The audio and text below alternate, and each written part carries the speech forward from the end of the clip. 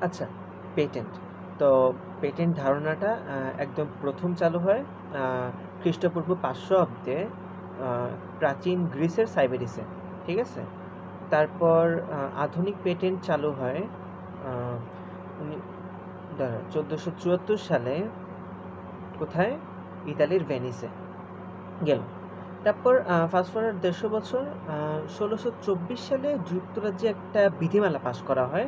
সেটার নাম হলো স্ট্যাটিউট অফ মনোপলিস। ঠিক আছে? এগুলো গেল। আর বাংলাদেশে যে আইনটা প্রচলিত আছে সেটা হলো পেটেন্ট অ্যান্ড ডিজাইন আইন ১৯১১। ঠিক আছে? এই জিনিসটা মনে রাখা উচিত, কারণ এমসিকিউতে চলে আসে, এইচএসসিতেও আসতে পারে, আবার অ্যাডমিশনেও মাঝে, মাঝে চলে আসে। আমি যদি পেটেন্ট একদম সংক্ষেপে বলি, পেটেন্ট হলে তুমি কোনো আবিষ্কারের জন্য, মানে কোনো একটা আবিষ্কার করলে সেই আবিষ্কারটা একটা নির্দিষ্ট সময় পর্যন্ত তুমি ছাড়া অন্য কেউ উৎপাদন, বিপণন করতে পারবে না বা বিক্রয় করতে পারবে না। তা আবিষ্কারকের স্বার্থ সংরক্ষণ করার জন্য, আবিষ্কার করার প্রতি মানুষকে উদ্বুদ্ধ করার জন্য এই ইয়েটা করা হয়েছে। এই ব্যবস্থাটা প্রচলন করা হয়েছে। সো এখানে তোমাকে কিন্তু লাইফ টাইম দিচ্ছে না।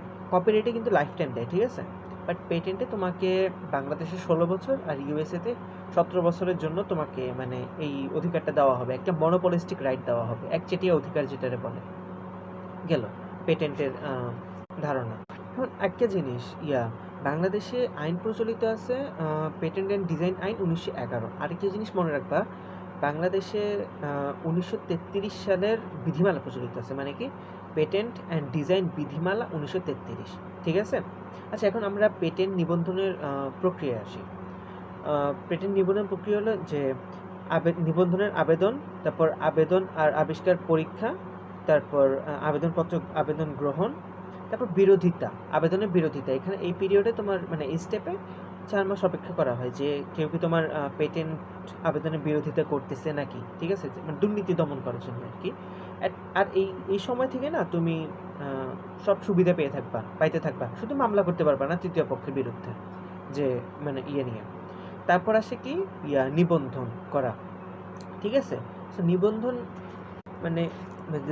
মানে পেটেন্ট অনুমোদন পাওয়ার পর তুমি মানুষের বিরুদ্ধে মামলা করতে পারবে, থার্ড পার্টির বিরুদ্ধে, যে কেউ যদি মানে ওই পিরিয়ড চলাকালীন পণ্য উৎপাদন বা বিপণন করে বা নকল করে।